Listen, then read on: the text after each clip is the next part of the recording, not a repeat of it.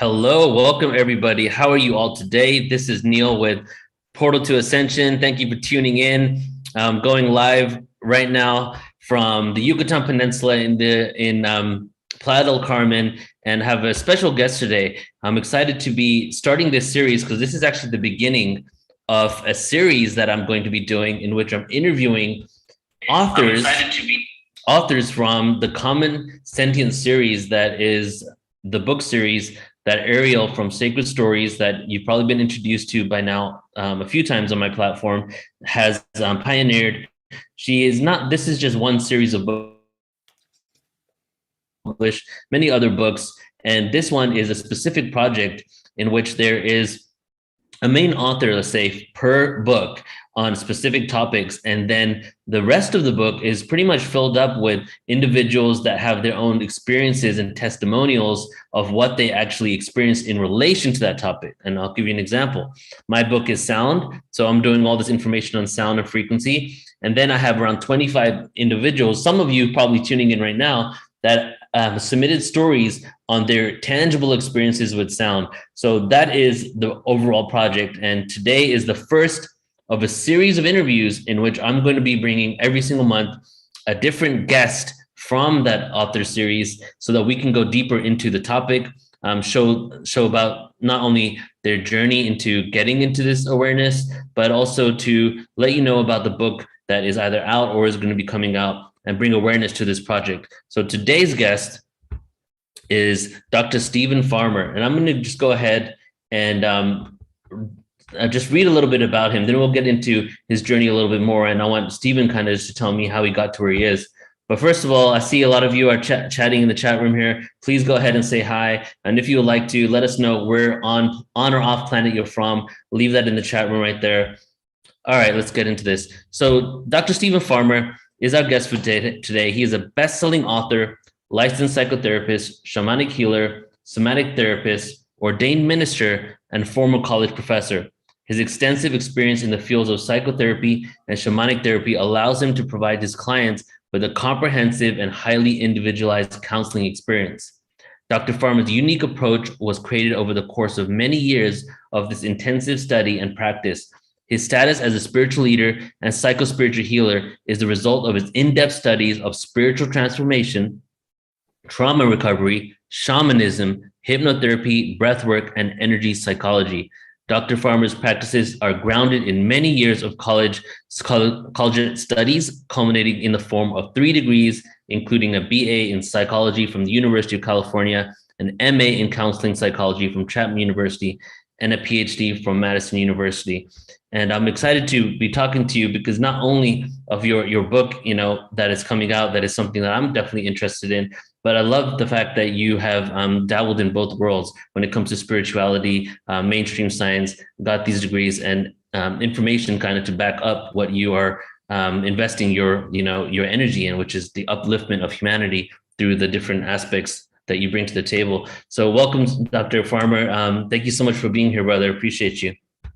Thank you, Neil. It's a pleasure. Believe me. Thank you for having me on the show. For sure. So let's start out with you just telling us how you got into this journey. Let's just say the spiritual journey, right? Because you definitely were going to school. Was this something that was always in your reality, just this shamanistic awareness, consciousness, or was this something that came after you graduated school? Oh, I wish I could say it's always been with me, but that's not the case. I think, like many people, it was after a period of suffering. As part of the deal, that we sometimes go through that kind of stuff. Here on the planet. Being in our human bodies or being humans, and it really prompted a spiritual exploration. In which, again, I've heard this similar story. In with different clothing or different specifics, but that something has to maybe kick our rear end Mm-hmm. sometimes to get us to heed the call to this awakening process. And that was certainly the case many years ago. I'm not even sure how long ago it was. It was some time ago. I got a divorce. I had 2 small children. I didn't know who I was, where I was. I was actually doing psychotherapy at the time. I had a pretty active process. I was able to put all of my stuff aside, and do what I had to do with the clients. Anyway, one thing led to another. I'm going to try and keep this condensed, Neil.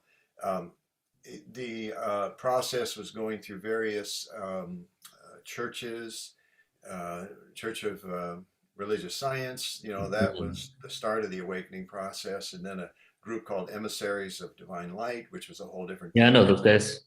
You know, you remember, you know them, yeah. And Yeah. I think they're still around. And then Colorado, yeah. I got called to a group in Vancouver, which turned out to be later, in retrospect, a cult, but it really did. Helped me embody my spirituality. Would be the best way to say it. Mm.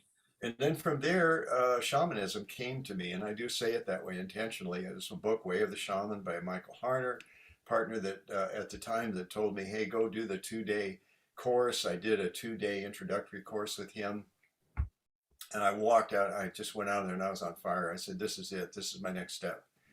And then one thing led to another from the practice and the study of shamanism, the trainings. I did a number of trainings, including a 3 year training in with Harner's Foundation for Shamanic Studies. Uh, I had written some books as a psychotherapist. My very first book has been revived, 25-year anniversary edition. The others have Nice. sort of died a slow death, which is fine.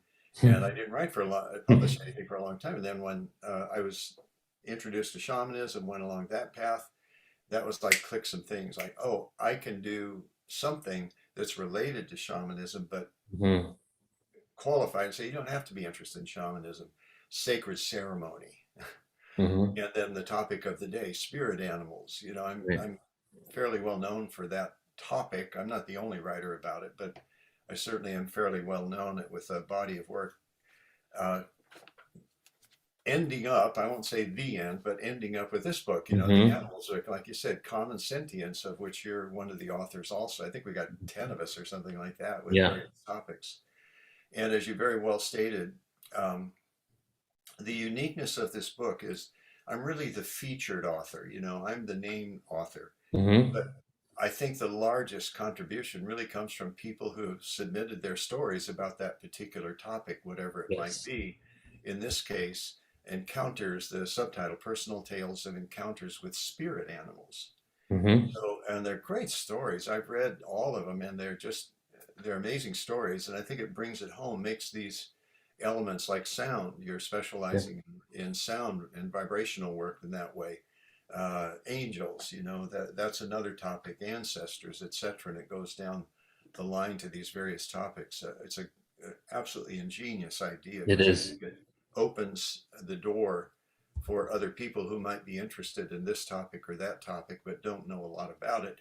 And then the element of uh, personal tales, some of which are like mind blowing, I must say. Mhm.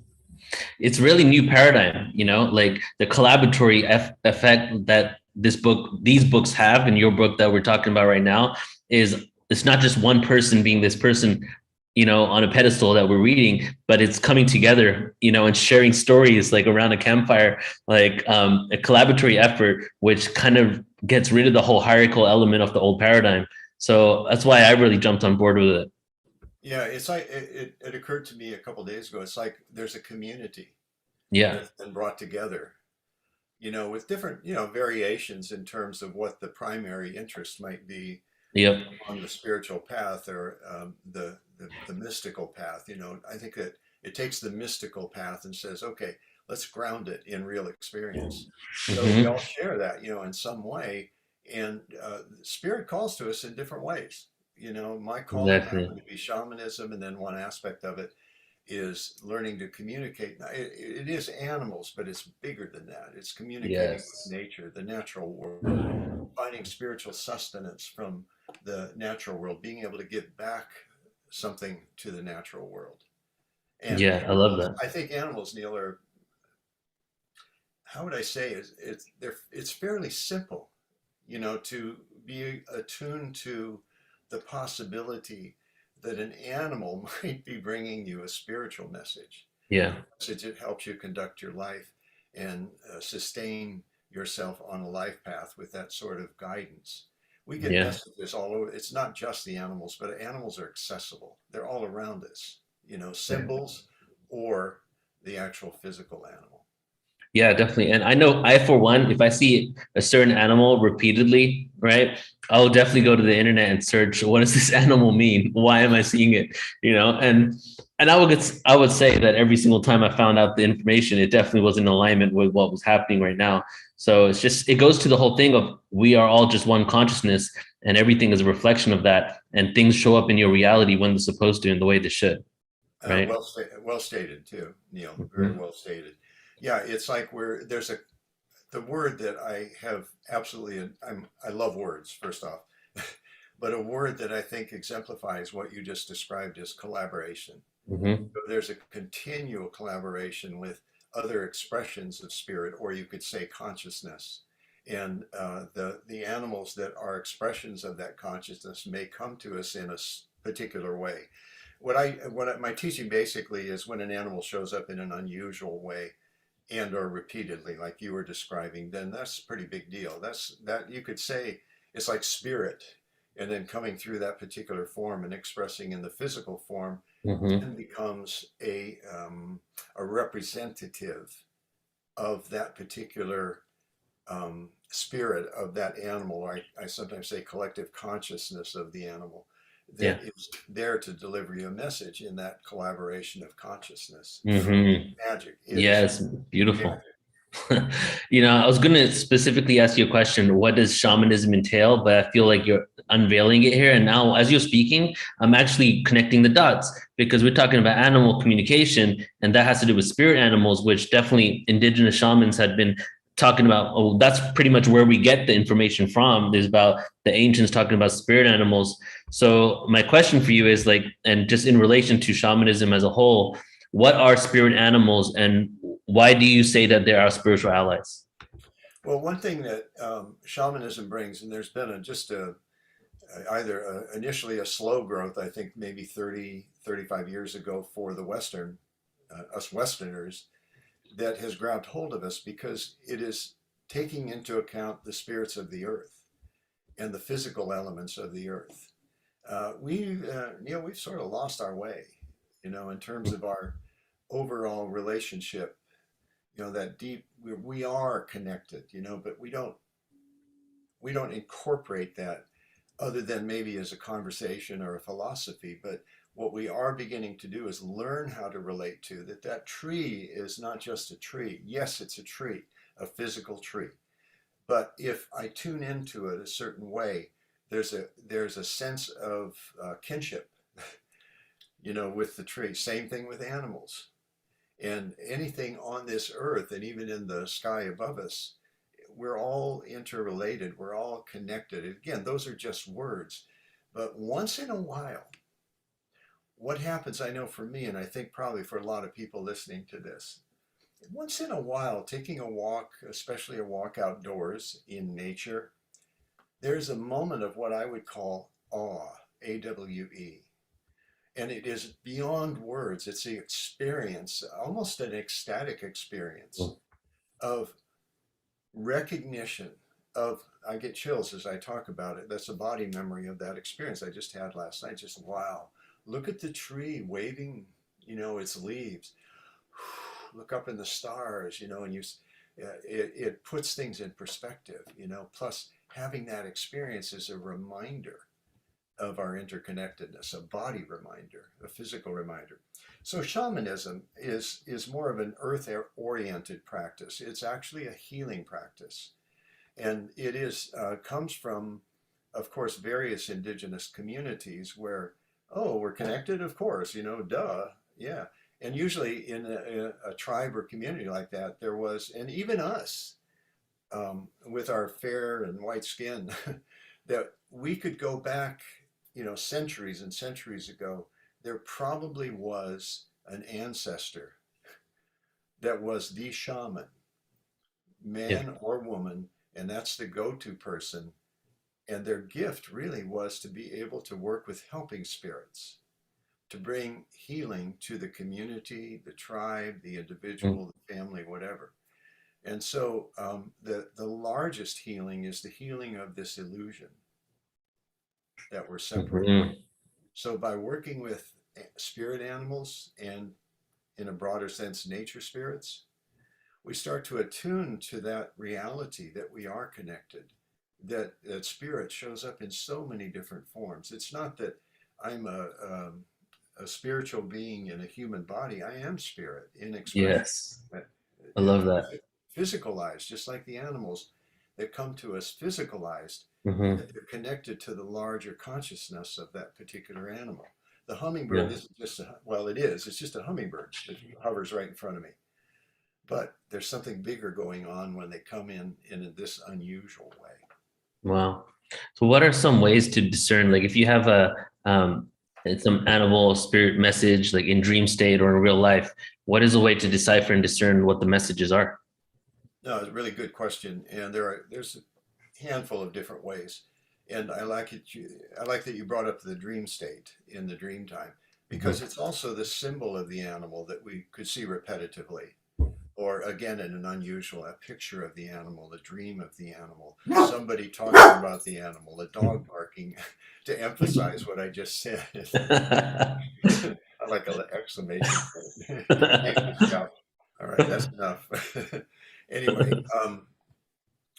first off, yeah, what you did, and I think the simplest way, yeah, go to the internet, pick up a book. You know, it could be one of my books or it could be somebody else's. It doesn't matter, but there are resources like that where you can look up. Let's take that example of the hummingbird, or another one might be coyote, because we have coyotes here that show up in the neighborhood where there's ravines here and canyons nearby. So they live there and then they come out into the suburban neighborhood from time to time, much to the chagrin of people who own little dogs because they have to protect them.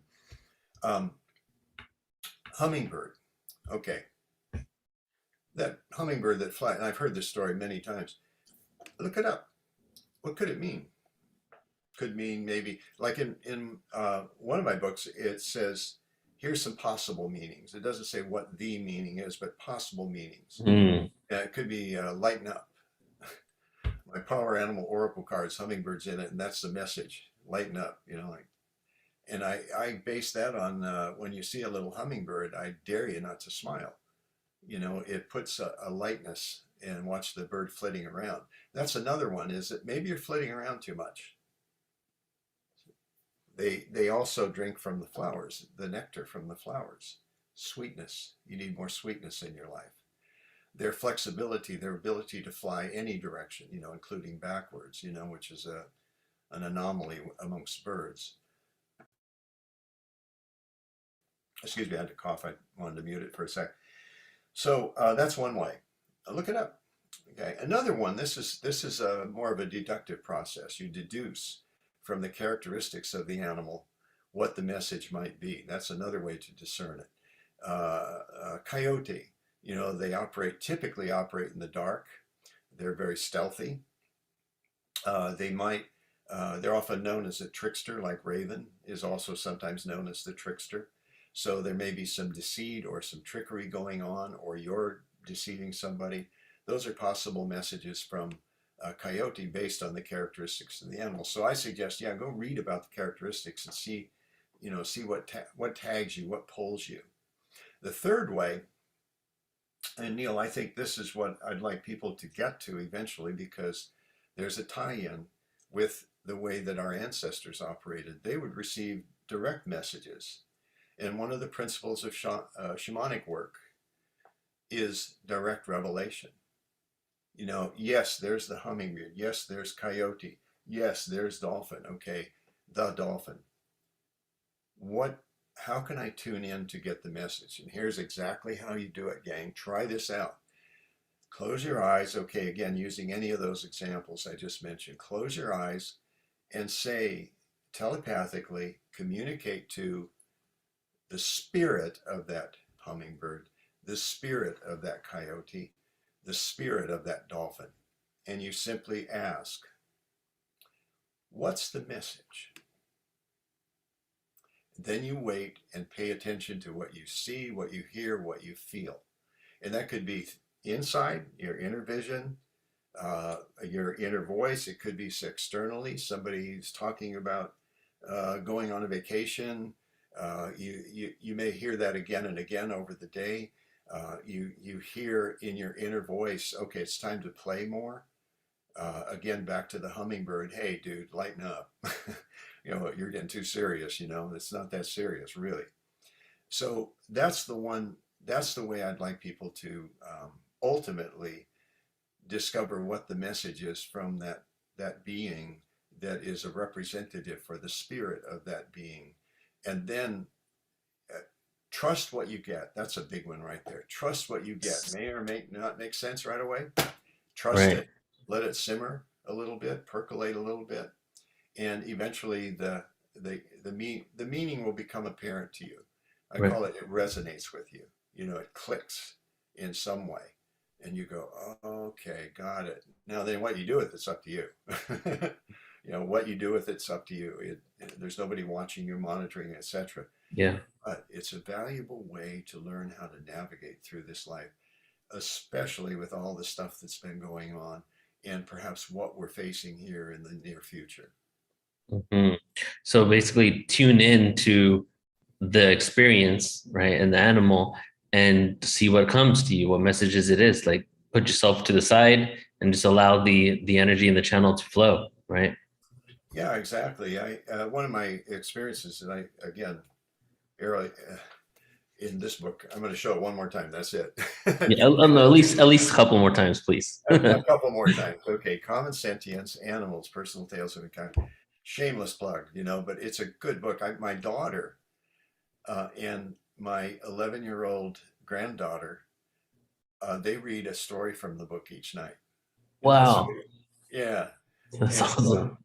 the 11-year-old is just like, she's a really good reader too. So she reads a Mhm. story to her mom, How cool. or with her mom more accurately.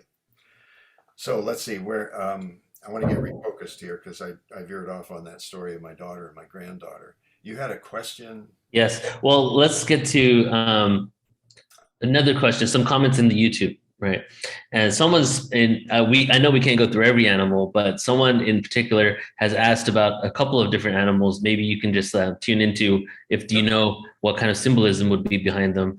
And let's go with spiders and snakes. I don't like spiders and snakes. That's an old song that comes to mind immediately. That's what actually, again, listening to and paying attention to what happens, that's what happened just then. Is it's an old song that came to me. And so possibly that could be part of the message or one of the messages from Spiders and Snakes. I'm going to go into it a little bit more, but I find that interesting and possibly synchronistic. It might be telling the person who wrote this, you got to sing more. You know. Second, you don't have to like them to respect them. Some people just are appalled by spiders and or snakes. That's one thing. So I'm gonna put that aside now and go into this. Let's start with spiders. Characteristics of spiders. What do they do? Well, one of the things they're popular and famous for is weaving the web. What you could deduce from that is storytelling, tales, connections, that you need to feel more connected, that the spider could drop, from a thread, right in front of you if possible. And what they're doing though is they're weaving something together with that web. So what do storytellers do? I'm going to clear my throat just one sec. What do storytellers do? They weave tales. So what this is suggesting, again, it has to resonate with you, the person who posted this. It doesn't mean you have to like spiders. It's also that it's time for you to tell your story, just like we're talking about here, people telling their stories. Start writing fiction, nonfiction, but in some way relate your stories, the weaving of your life tales. Something could be fiction or nonfiction. I'm overstressing that because I think that's one of the primary messages when spider shows up for you. The second thing, if the spider that shows up for you, if you can find out whether they're poisonous or not, if they are poisonous, if they are poisonous spiders, it could be a caution or a heads up. It doesn't mean physical poison necessarily, but there might be something poisonous in a relationship. that you're involved in, friendship or romantic relationship, that there's something that is not good for you. I'm not sure it's going to kill you, but it could make you mentally or physically or emotionally ill. So that's one piece. Snake, or a snake, if a snake shows up, again, it could be a similar message if they're poisonous. You know, that pay attention to what's poisonous in your world or in your relationships. Interesting story about snake, or snakes, I should say, the physical being. A story I heard long ago, and I have researched like crazy to find this story again. I think it was the Apache Nation that at one time, and forgive me if I'm, miscounting this, but the story's a great story, is that when someone was considered to be probably a great healer, what the community would do would be to set up a circle, throw some rattlesnakes in the center, and the person would go in, and the others would drum and dance, drum or rattle, and the person that went in the center would be bitten maybe a few times by the rattlesnakes that were in there. Get this, Neil. If he survived, it might be she also, but we'll say if he survived the poison, he was considered to be a great healer. How's that? Now, fortunately, those of us who are healers, we don't have to go through quite that rigorous of an initiation. More initiations like the story I told you earlier. Right. Let's get him on his knees, and knock him upside the head so we can get his attention, and they did. So snake is often when snake comes to you in some way, it signifies that you are a healer. Mm-hmm. And you can also work with snake and snake medicine as a healer without ever talking to anybody else about it. I was led in my first experience with a close-in spirit animal, which is called a power animal in shamanism. It's a term also, again, even non-shamanic, you're not interested, you can still develop a relationship with a spirit animal as a power animal. I was introduced in some men's event to snake. It's okay, there's a spirit animal coming to you. What is it? Oh, I'm a snake. Oh, okay. And actually, my daughter, I inherited a boa constrictor from her a couple of years after that. It was interesting. I read a book, a fabulous book that I read like 3 times, The Cosmic Serpent. And the subtitle is A Connection Between DNA and Shamanism. And the premise was interesting, Neil, that shamans in days of old, they didn't have a prototype or an image of DNA because they didn't, at that time, what was it? Nobody had any concept or even close to it. But what they would get is images of snakes, sometimes intertwined. Hmm. Notice that if you look around a little bit, yes. in so many cultures, Jeremy Narby, the author, researched this, where snake appears. Mm-hmm. The Canadian Medical Association, the AMA, again, and the intertwined serpents for these shamans had to be snakes. But what they were looking at was DNA. Yep. And so that makes a lot of sense too. So a snake comes to you. It's very possible you're a healer. Could be, again, poisonous. If it's poisonous, again, I already mentioned that's a possibility. But that the snake spirit can be a great ally for any healing work that you might do, whether it's personal or you are a healer operating on behalf of others. I'll tell you how significant it was for me. My first and only tattoo I've ever gotten. Nice. The intertwined serpents.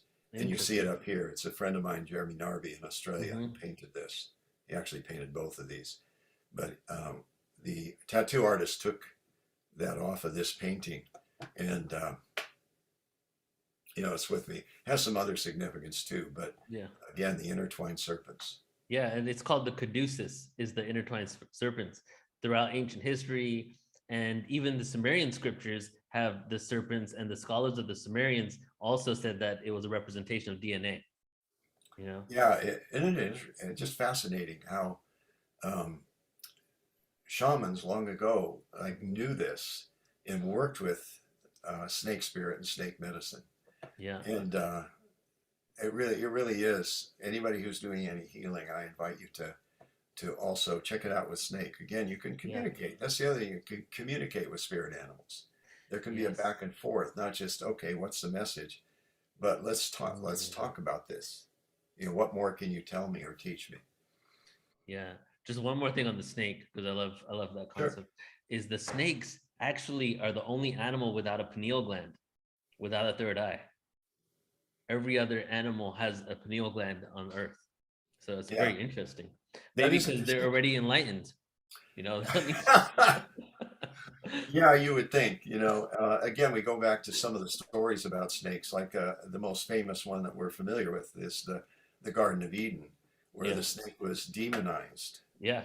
Was considered to be a representative of the devil.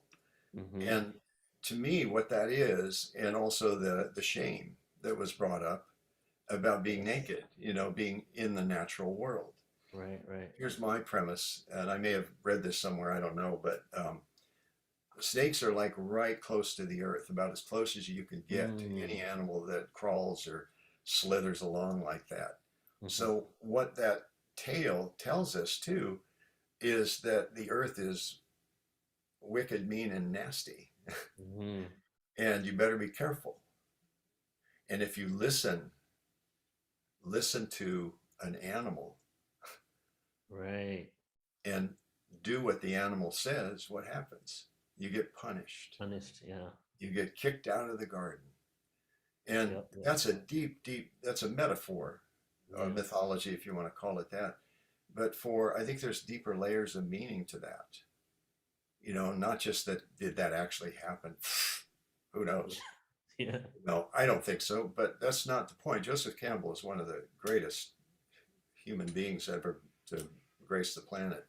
But he talks about this, and anybody wants to check into it, just check out Bill Moyer's interview with Joseph Campbell.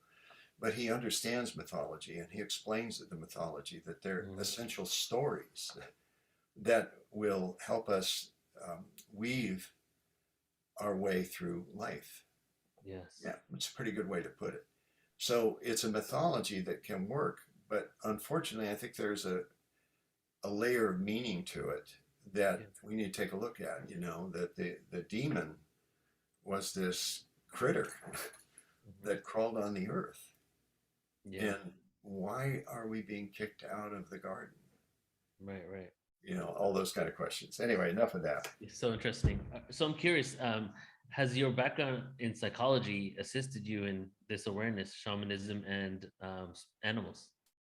It really has, Neil. Thanks. That's a really good question. Um, I had a good therapy practice. People kept showing up. That's how I tell. I must be doing Mhm. okay work. Because people kept showing up. And I just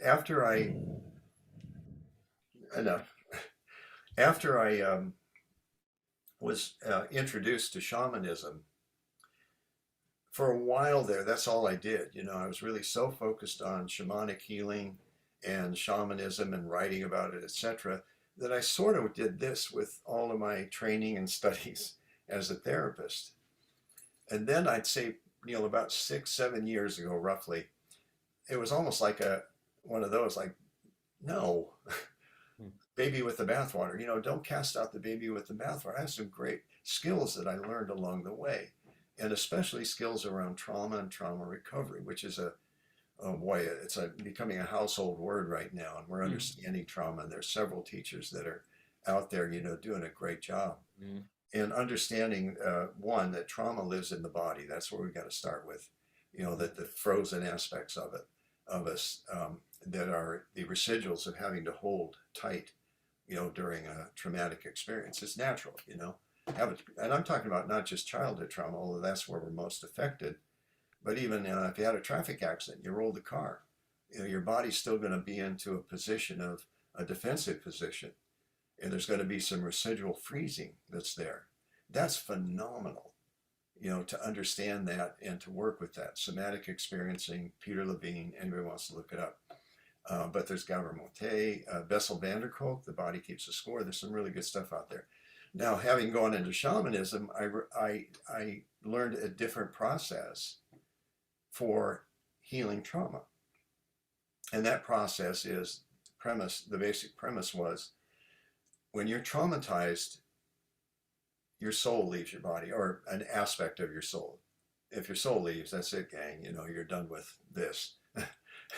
Move on to the next, But there's an aspect of your soul, or a fragmentation of your soul. And after the traumatic experience is complete and there's a sense of safety, it's possible that soul fragment may come back in. But often what happens is that part remains outside of your overall soul. And so the job of the shamanic practitioner is to, with the help and the guidance definitely of the helping spirits, is to go find that piece and bring it back. And that's the paradigm for soul retrieval. Wow, I got to tell you, Neil, I've done, oh God, I don't know how many, I don't even want to count, but several soul retrievals, and I'm amazed at how effective it is. And then synthesizing that with other approaches, what I typically do if I'm doing healing work is I pay attention. What's most needed here? Okay, close my eyes. Okay, help me out here. Thank you. And then I do what I'm instructed to do. Do you facilitate, or are you getting it done for yourself? Oh, I facilitate. I've had soul retrieval done 2 different times, and it was very significant. But I'm talking about as a shamanic healer. I've been trained as, I can do that.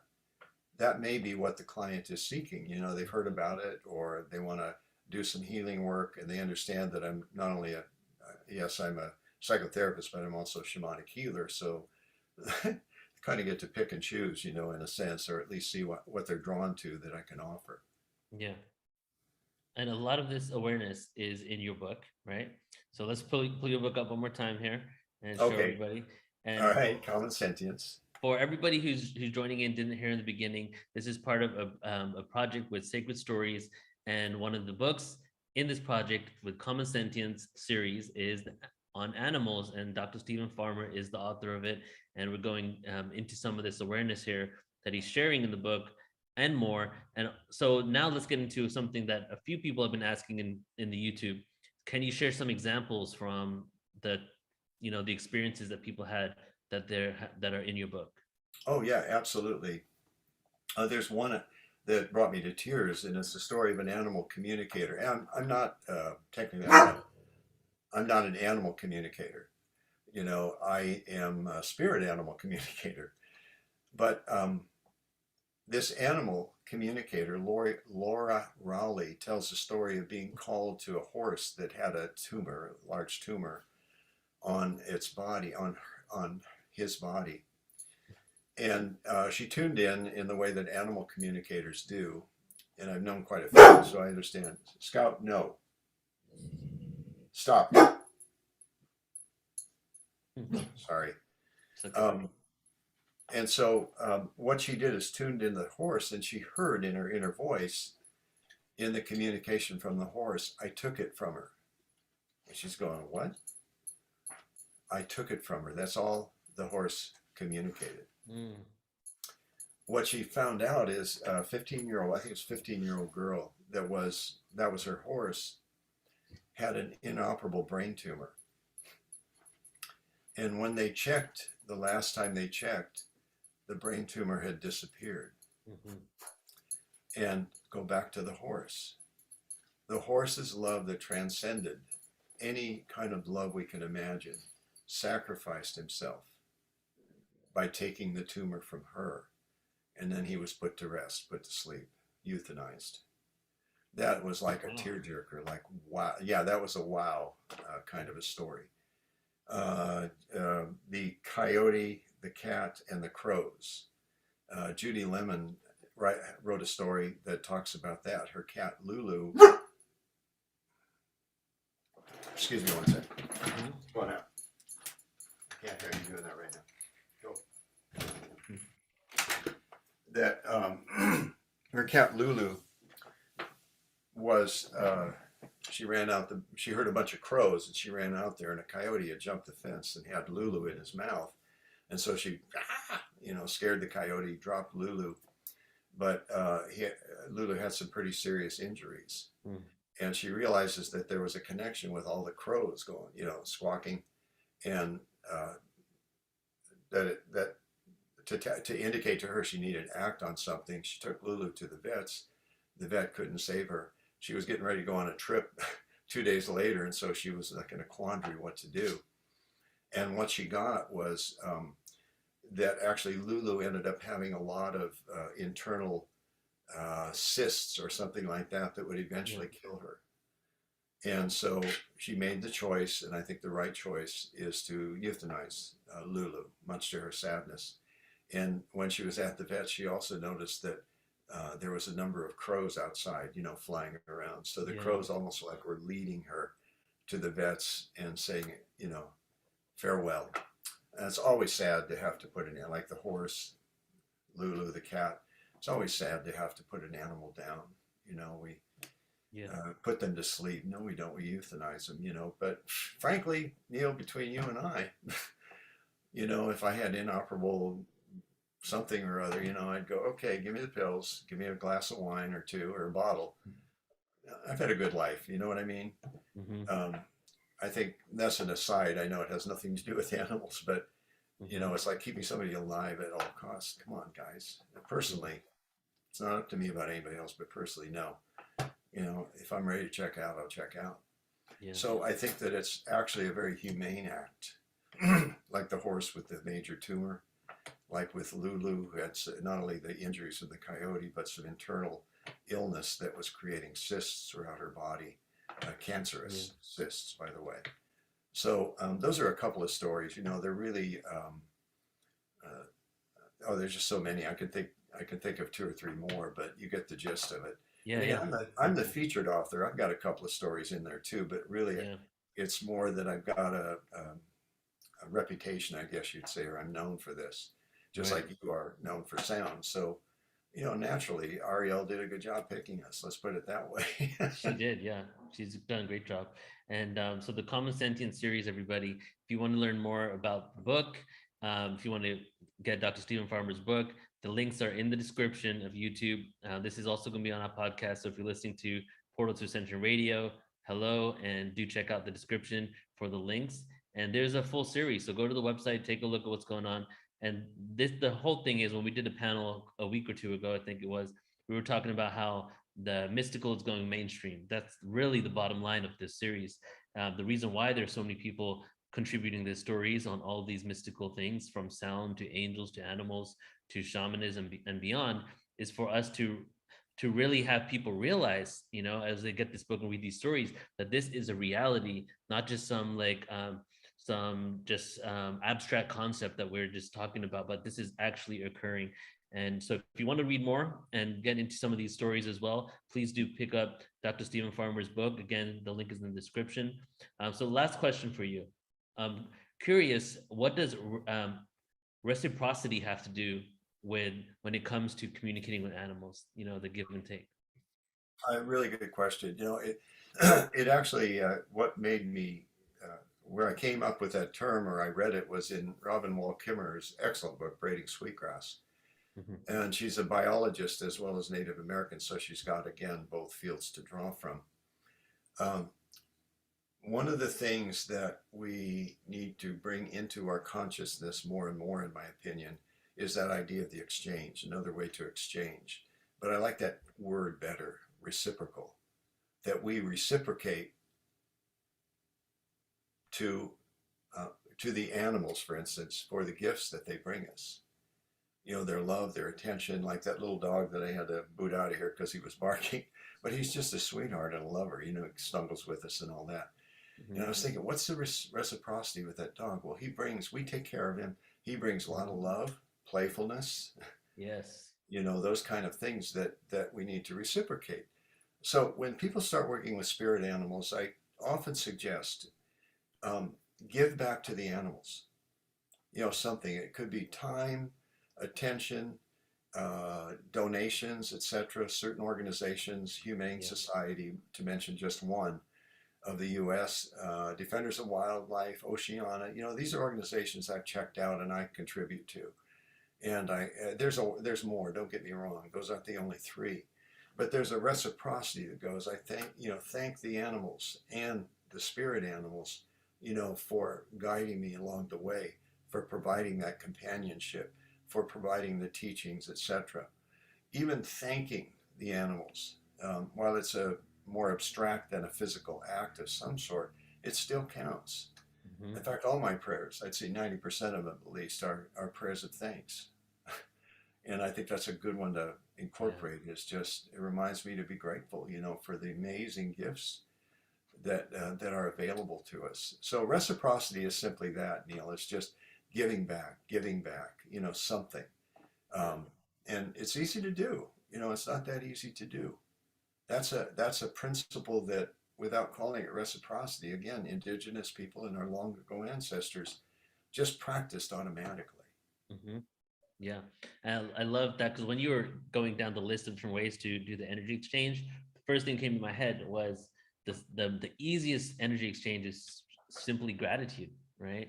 Because all you got to, like, you don't just take a message and be like, "Be gone, animal."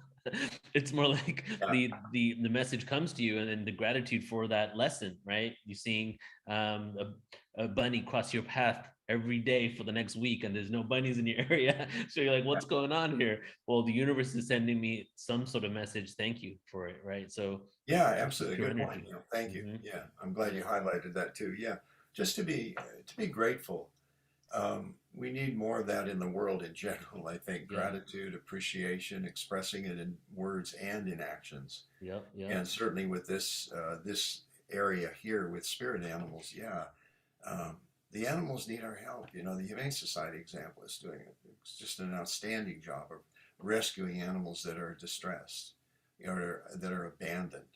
People take on rescue dogs or rescue cats, rescue animals. What a give back that is. Yeah. What a reciprocal statement is to do it consciously and with awareness that this is, they're not just ours for the taking. Too long, I Yes. think that's what's happened, is, oh, the earth, sure. Look at all the stuff we can get from the earth. We own it all. Yeah, we own it ours. I like it when I hear people saying our earth. Yeah. It's not ours. We're guests. Anyway, blah, blah, blah. Yes. I could go on and on about that, but yeah, we Yes. are Yes. guests. Well, thank you so much, brother. And I just want to read a couple of comments. We had lots of actually amazing, amazing comments in the chat. Lots of thank yous. But Cosmic Utopian says, "Thank you so much for the compassion and special sharing today." Ali says, "I could listen all night," and this is really a topic that a lot of people are interested in. Because a lot of us, I would say, love animals, so it's right up all of our alleys. Well, So, I want to Dr. thank Form, everybody who's tuning in, to the live and also to the recording. So thank you all, and thank you for your love and compassion that you mhm. bring, especially to the animals, but to your world. Thank you. Beautiful. Thank you so much, Dr. Farmer. And again, everybody, the link's in the description, so go ahead and check it out. And that's it for today. I just want to quickly tell everyone that I'm going to be going live more often. We're going to have some amazing interviews lined up. And for the next 10 months, because I think there's 10 authors in this series, plus or minus a couple, I'm going to have a different author from this Common Sentience series. So you're going to get an in-depth look of not only the individuals that wrote these, the main authors of these books, but we're also going to go into some of these stories and just do what our, Portal to Ascension really is, which is just to bring all this out into the mainstream so we can realize that the limited perspective we've had of this third dimension has been limited, and there's so much more out there, and we're just diving into that. As time progresses, as the consciousness evolution continues, more and more of this is going to be common knowledge, and imagine a world where that is the case. It's going to be incredible. And I want to just say one final thank you to you, Yes, Neil, please. for the work that you're bringing into the world. Thank you so hard. I can tell you're just really on purpose. So Thank you, man. thanks. I Yeah, you appreciate got it. it, bro. All right, everybody. So thank you again, and we'll see you later. Okay. Have a good night.